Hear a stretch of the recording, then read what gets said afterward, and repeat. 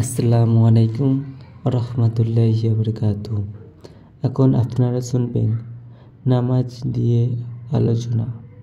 বক্তব্য রাখবেন পীরজাদা মুশফিকুন সিদ্দিকী ভাইজান।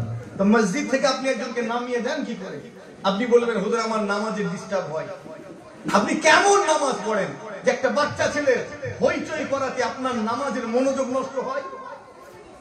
দোষটা বাচ্চার নয়, দোষটা আপনার মনোযোগের অভাব আছে। কথা ঠিক বলছি না? বলছি আপনার আন্তরিকতার অভাব আছে।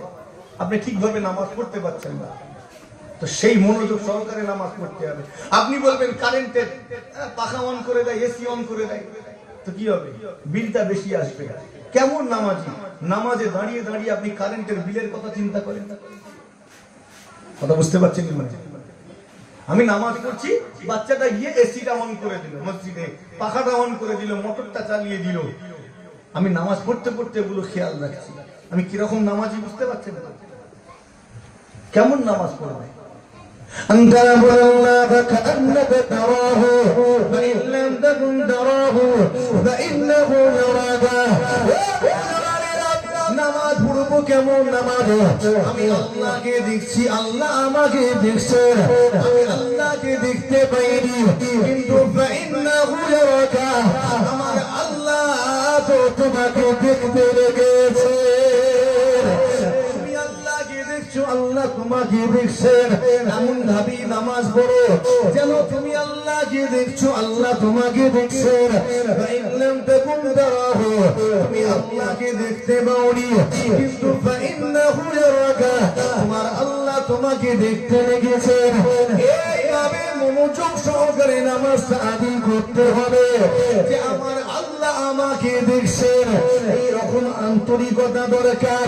কিন্তু আজকাল মুসল্লিরা অবস্থা দেখেন, নামাজে মশগুল অবস্থায় সে কারেন্টের বিলের দিকে খেয়াল চলে যায়। কেমন নামাজ? ওটা কি নামাজ হচ্ছে? আপনি বলবেন হুজুর সর্বোচ্চ বলবেন ওদেরকে মসজিদ থেকে বের করে দিই, কারণ পেশাব করে দেবে। আচ্ছা বলেন তো, বাচ্চাটা মসজিদে পেশাব করলে ওর গুনাহ হবে তো নাকি? কথা বলে না কেন? গুনাহ হবে না? কি হবে? বাচ্চাও তো মাসুম, ওর গুনাহ কি করে হবে? ও তো খেয়ালই নেই, জ্ঞানী নেই। বাচ্চাটার গুনাহ হবে না, কিন্তু আপনার সুযোগ চলে এলো মসজিদ পরিষ্কার করার। মসজিদটা পরিষ্কার করে দেবেন, আল্লাহ নামে আমালে মসজিদ পরিষ্কার করার সওয়াবটা লিখে দেবেন। একবার জোরে হয় না সুবহানাল্লাহ? ঠিক বলছি না? বলছেন মসজিদ পরিষ্কার করলে সওয়াব আছে না নেই? তো সেই সওয়াব তো পেয়ে যাবো। বাচ্চার গুনাহ হলো না, কিন্তু মাঝখান থেকে সওয়াব পাওয়ার একটা রাস্তা খুলে গেল।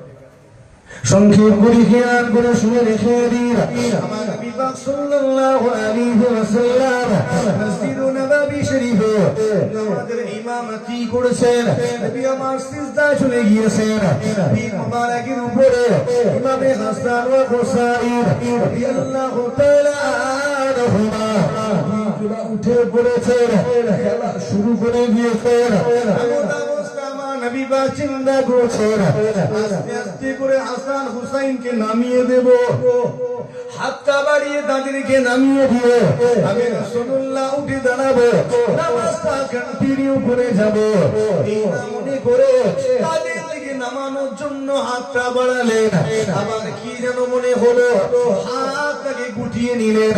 হাসান হুসাইনকে আর নামানো হলো না, হাসান হুসাইনকে নামানো হলো না। তারা পীর মুবারকের উপরে খেলতেই লেগেছেন। রেখে দিলেন, আমার নবী পাক তাদেরকে নামালেন না। পীর মুবারকের উপরে তারা খেলায় ব্যস্ত। আমার নবী পাক সিজদা থেকেও মাথা তুলতে পারেন না, যার কারণে সিজদা লম্বা হয়ে গেল, সিজদা দীর্ঘ হয়ে গেল। পিছনে যে সাহাবা হুজুরগণেরা ইক্তেদা করে সিজদায় চলে গিয়েছেন, তারা অনেক চিন্তায় পড়ে গেলেন। কি ব্যাপার, আমার নবী এখনো কেন সিজদা থেকে মাথা তোলেন না? আমার নবী পাকের শরীরটা অসুস্থ হয়ে গেল নাকি? এখনো কেন সিজদা থেকে মাথা খানা তোলেন না? আবার কোন সাহাবা হুজুর ভাবছেন হয়তো আল্লাহ পাকের তরফ থেকে কোন ওহী নাযিল হচ্ছে, কোন ওহী অবতীর্ণ হচ্ছে। এই কারণে আমার নবী পাক সিজদা লম্বা করে দিয়েছেন। আবার কোন কোন সাহাবা হুজুর ভাবছেন হয়তো আল্লাহ পাক যখন দীর্ঘ রুকু দীর্ঘ সিজদা আল্লাহ বেশি পছন্দ করেন, যে নামাজের রুকুটা লম্বা করা হয়, সিজদাটা লম্বা করা হয়, আল্লাহ সেই নামাজটা বেশি পছন্দ করেন। এই কারণে আমার নবী পাক সিজদাটা লম্বা করে দিয়েছেন।